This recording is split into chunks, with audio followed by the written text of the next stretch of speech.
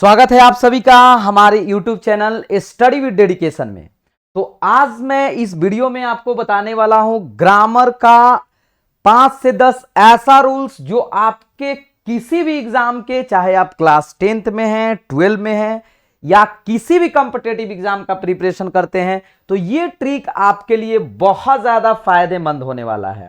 ठीक है ना। इस 10 से 15 मिनट के वीडियो में आप पाइएगा कि मतलब ऐसा ट्रिक जो आपके लिए बहुत ज्यादा इंपॉर्टेंट है। आइए ज्यादा टाइम वेस्ट नहीं करेंगे। सबसे पहला बात हम करेंगे प्रॉपर्टी ऑफ प्रीपोजिशन का। प्रॉपर्टी ऑफ प्रीपोजिशन से हम लोग बात करते हैं कि प्रीपोजिशन में कैसा कैसा क्वेश्चन पूछा जा सकता है। ठीक है ना। प्रॉपर्टी ऑफ प्रीपोजिशन, ठीक है। आप पता करिएगा, आप देखिएगा ऐसे क्वेश्चन बहुत मात्रा में पूछे जाते हैं, मतलब बहुत ही ज्यादा मात्रा में पूछे जाते हैं। ठीक है। सबसे पहला कि यदि किसी भी सेंटेंस में प्रीपोजिशन का यूज किया हुआ है, प्रीपोजिशन का यूज किया गया है, तो इसके बाद या तो आपका नाउन आता है या इसके बाद आपका प्रोनाउन आता है। इसके बाद आपका क्या आएगा जी, या तो नाउन आएगा या तो आपका प्रोनाउन आएगा। ठीक है ना। याद रखिएगा कि आफ्टर प्रीपोजिशन या तो नाउन आता है या तो प्रोनाउन आता है। ठीक है ना। ओके ना। दूसरा पॉइंट जो है कि किसी भी सेंटेंस में यदि माय डियर स्टूडेंट प्रीपोजिशन का यूज किया हुआ है, प्रीपोजिशन का यूज किया हुआ है, तो इसके बाद हमेशा आता है ऑब्जेक्ट। हमेशा क्या यूज होता है जी, ऑब्जेक्ट। हम इस पर एग्जाम्पल भी देंगे। प्रीपोजिशन के बाद हमेशा ऑब्जेक्ट आता है। एकदम 100% इस बात को याद रखिएगा कि after preposition object should be use. और तीसरा यदि बात किया जाए कि प्रीपोजिशन के चैप्टर से, तो याद रखिएगा कि प्रीपोजिशन के बाद आपका वर्ब फोर यूज होता है।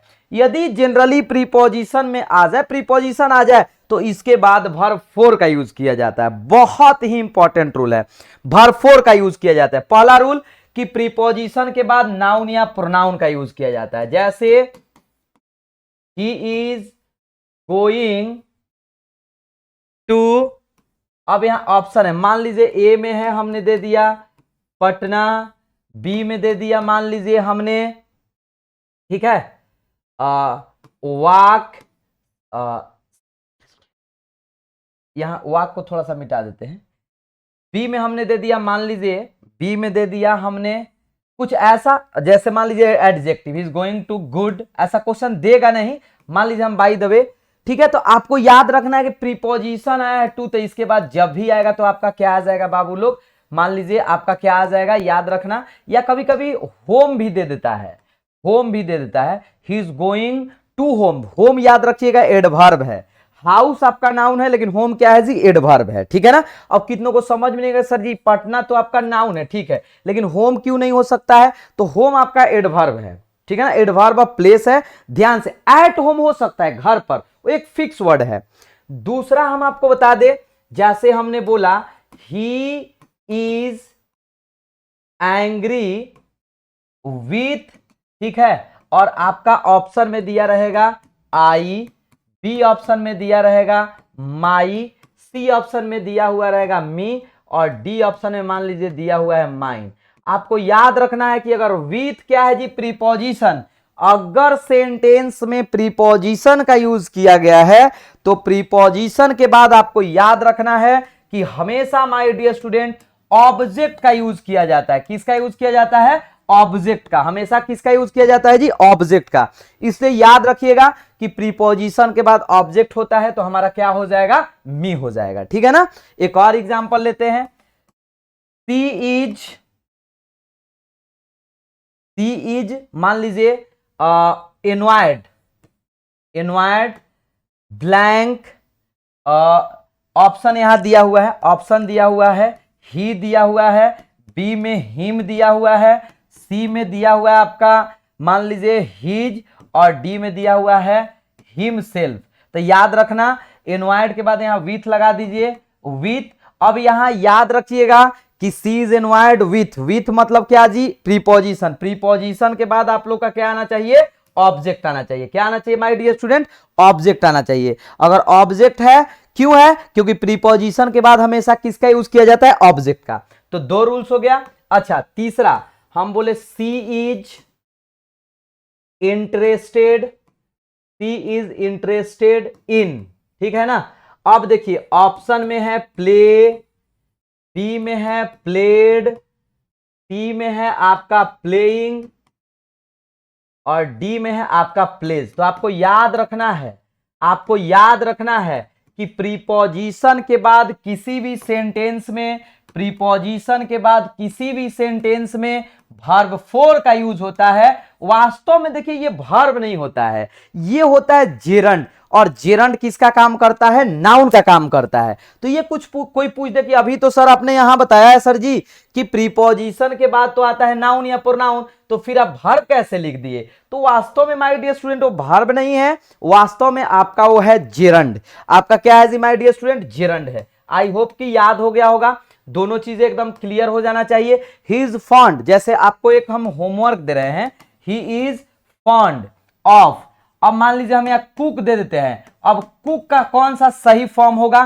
कमेंट बॉक्स में जरूर बताइएगा, कमेंट बॉक्स में आप जरूर बताइएगा कि यहां पर हमारा क्या होना चाहिए, ठीक है ना। और वीडियो को खूब शेयर करिएगा, अच्छा लगेगा आप कमेंट करिएगा, नहीं सर ऐसे ट्रिक का और वीडियो लाइए, बहुत मजा आ रहा है। दूसरा, यदि हम बात करें कि यदि किसी भी सेंटेंस में लेट का यूज किया गया हो, तो लेट के बाद होता है हमारा ऑब्जेक्ट। हमेशा याद रखना, लेट के बाद हमेशा ऑब्जेक्ट आता है। लेट के बाद क्या आता है जी? ऑब्जेक्ट। 2 टाइप से क्वेश्चन पूछता है, और इसके बाद हमारा बेयर इंफिनिटिव होता है। बेयर इंफिनिटिव का मतलब वर्ब 1, बेयर इंफिनिटिव का मतलब verb 1, bare infinitive it means verb 1, यानी लेट के बाद ऑब्जेक्ट, ऑब्जेक्ट के बाद वर्ब 1। बहुत ज्यादा क्वेश्चन, जैसे आपको दे देगा लेट ब्लैंक गो देयर, ठीक है, ठीक है माय डियर स्टूडेंट। अब ऑप्शन दे दिया आई, ये हालांकि ये देगा, ठीक है ना। बी में दे दिया मी, सी में दे दिया माई और डी में दे दिया माइन। आपको याद रखना है, आपको याद रखना है कि लेट के बाद हमेशा ऑब्जेक्ट, लेट के बाद हमेशा क्या आता है जी? ऑब्जेक्ट। लेट के बाद हमेशा क्या आता है? ऑब्जेक्ट। यानी क्या हो जाएगा? क्या बहुत, ये इसको वीवीआई कर लीजिए, ये पक्का 1 नंबर हमेशा पूछा जाता है, हमेशा 1-1 नंबर से ही, 1-1 मार्क्स से ही आप आगे बढ़ते हो, ठीक है। एक तो हो गया, लेट के बाद आपका क्या आता है जी? ऑब्जेक्टिव केस, ऑब्जेक्ट लिखे ऑब्जेक्टिव। दूसरा same question my dear student, let me blank cricket, let me blank cricket. बहुतों बार ये क्वेश्चन पूछा हुआ है, बहुतों बार ये क्वेश्चन पूछा हुआ है। ऑप्शन दे देगा आपका, देखिए प्ले, बी में ऑप्शन दे देगा प्लेड, सी में आपका ऑप्शन दे देगा प्लेइंग और डी में आपका ऑप्शन दे देगा प्लेज, डी में आपका ऑप्शन दे देगा प्लेज। तो आप ही बताइए लेट मी क्या हो जाएगा? क्या हो जाएगा? प्ले हो जाएगा, लेट मी प्ले हो जाएगा। क्यों? वही बात कि लेट के बाद ऑब्जेक्ट और इसके बाद आने वाला वर्ब सिर्फ और सिर्फ वर्ब 1। लेट का मतलब 2, जैसे लेट मी प्ले क्रिकेट, मुझे क्रिकेट खेलने दो। तो एक और आपके लिए क्वेश्चन, ये दोनों रूल ये बहुत ज्यादा इंपॉर्टेंट है, आप सभी को रट लेना है, याद कर लेना है। लेट के बाद हम जैसे क्वेश्चन दे रहे हैं लेट हिम, ठीक है ना, और यहां हम दे देते हैं हेयर, और यहां दे देते हैं आपको कि बताइएगा कम का कौन सा फॉर्म यहां यूज होगा, कौन सा कम का फॉर्म हमारा यूज होगा। तो 2 रूल्स, हालांकि पहला प्रीपोजिशन में ऑलरेडी 3 रूल हम लोग पढ़ चुके हैं, यहां एक पढ़ चुके हैं। आगे आइए, आगे आइए। एक वर्ड आपका बाबू होता है फर्दर, बहुत बार आप प्रीवियस ईयर किसी भी एग्जाम देखिए, और एक होता है फार्दर, एक होता है फर्दर और एक होता है फार्दर। याद रखिएगा, फर्दर का मतलब होता है एडिशनल, फर्दर का मतलब क्या होता है जी? एडिशनल। एडिशनल का मतलब क्या होता है? के अतिरिक्त। और फार्दर का यूज हम लोग किसके लिए करते हैं? डिस्टेंस के लिए। फार्दर का यूज किसके लिए करते हैं? डिस्टेंस के लिए, दूरी बताने के लिए, ठीक है। दोनों फिर से समझाते हैं, फिर से एकदम आसानी तरीका से, आसान तरीका से। फर्दर मतलब के अतिरिक्त, जबकि फार्दर मतलब दूर। फर्दर मतलब के अतिरिक्त, जैसे हम बोले यहां पर I have no any farther या फर्दर मनी, ठीक है। तो आप क्या कहना चाहते हो, आप क्या कहना चाहते हो, I have no any farther या फर्दर मनी, मेरे पास दूर का पैसा नहीं है, नहीं नहीं नहीं नहीं, मेरे पास अतिरिक्त कोई भी एडिशनल पैसा नहीं है। तो what will be our correct answer, what will be further, क्या हो जाएगा बाबू लोग, फर्दर हो जाए, कोई भी दिक्कत नहीं होना चाहिए, बस मीनिंग को समझने की कोशिश करिए, मीनिंग को समझने का कोशिश करिए। दूसरा चीज यदि हम बोले पटना इज फार्दर या फर्दर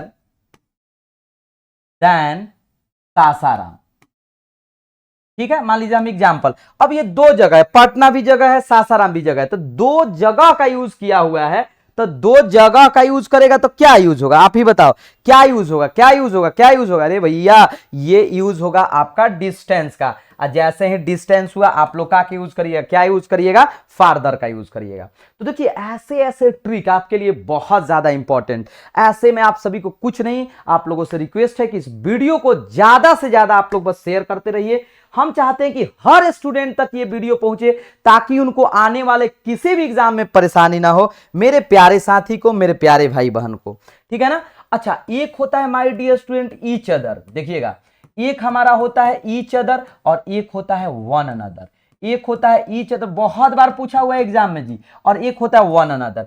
दोनों का हिंदी अर्थ होता है एक दूसरे से, दोनों का हिंदी अर्थ क्या होता है जी, एक दूसरे से, लेकिन दोनों में क्या डिफरेंस है कि ईच अदर का यूज केवल और केवल दो के लिए, जबकि वन अनदर का यूज दो से ज्यादा के लिए। फिर से बाबू लोग, ईच अदर का यूज हमेशा दो के लिए और वन अनदर का यूज हमेशा दो से ज्यादा के लिए, याद रखिएगा, बहुत ज्यादा इंपॉर्टेंट है, बहुत ही ज्यादा इंपॉर्टेंट है। जैसे हम बोले द टू ब्रदर्स लव्ड, अब ऑप्शन में दे दिया ईच अदर वन अनदर, या ऐसे भी ईच या अदर देता है तो वो गलत है, ऐसे में आप लोग का क्या हो जाएगा, क्या हो जाएगा, each other. The two brothers loved मतलब दो भाइयों ने आपस में क्या किया, प्रेम किया। भाई दो है, अगर दो है तो क्या कर देंगे बाबू लोग, ईच अदर कर देंगे, दो है तो क्या कर देंगे, ईच अदर कर देंगे, कोई दिक्कत कोई परेशानी नहीं है। हम बोले the property was divided, the property was divided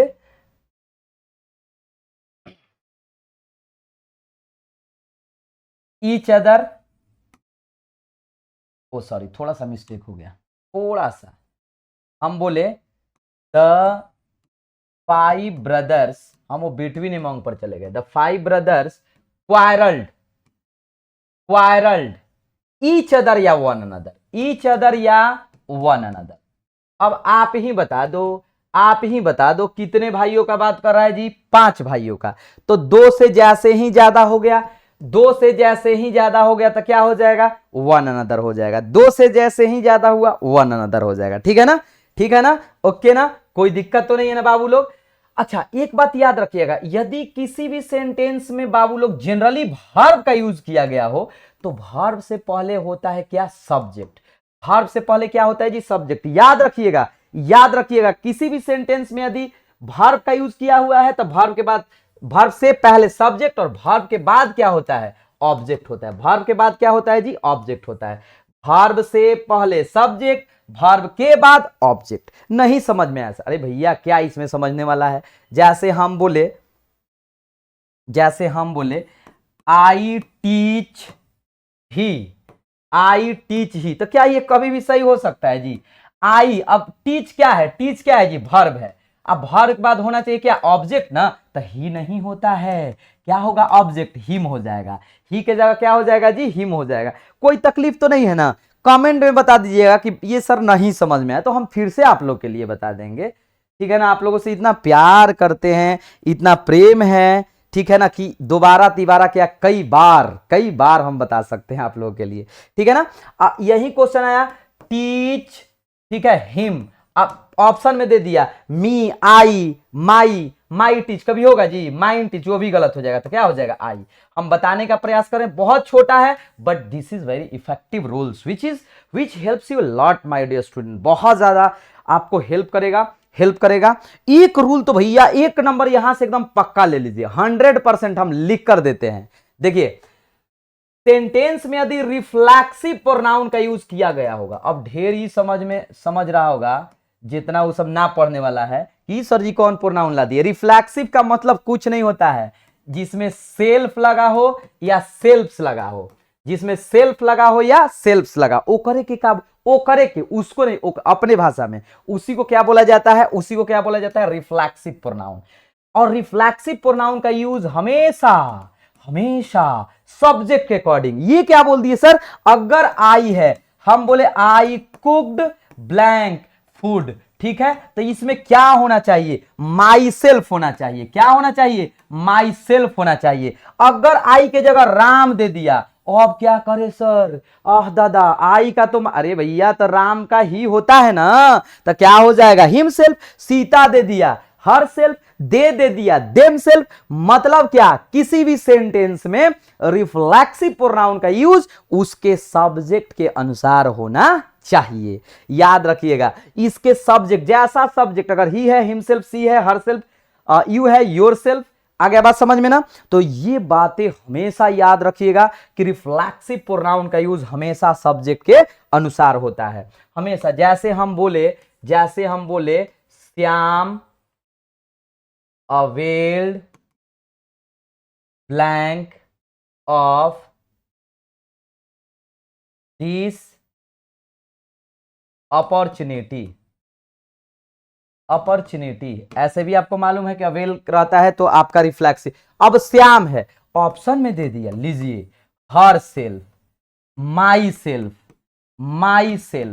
अच्छा जी, सी थोड़ा फास्ट लिख रहे हैं इसलिए देख लीजिएगा आप लोग, हिम सेल्फ या डी दे दिया इट सेल्फ। तो आपको मालूम है कुछ भी दे दे, अगर सेल्फ वाला है तो सब्जेक्ट के अनुसार क्या हो जाएगा, हिम सेल्फ हो जाएगा। क्या हो जाएगा my dear student, himself हो जाएगा। उम्मीद करते हैं कि यहां तक में there will be no problem, कोई प्रॉब्लम नहीं होने वाला है, ठीक है ना। ये आप लोग के लिए बेस्ट ट्रिक है, ये आप लोग के लिए। ऐसे ही आप लोग कमेंट करके जरूर बताइएगा कि हाँ सर ये सब ट्रिक हम लोग को बहुत ज्यादा हेल्प कर रहा है। ऐसे ही वॉइस, नरेशन, टाइम एंड, मतलब सभी चैप्टर का चैप्टर बाय चैप्टर बना देंगे कि आसानी से, या आप पढ़े हैं, अब उसमें से आपको हार्ड वर्क नहीं करना है, स्मार्ट वर्क करना है, ठीक है ना। चलिए मिलते हैं। ऐसे ही देखिए, ये क्या होता है ना कि ऐसा आप बनाएंगे ना तो ये मजेदार ट्रिक है, आपको बहुत हेल्प करेगा, ठीक है। मिलते हैं अगले वीडियो में। जय हिंद।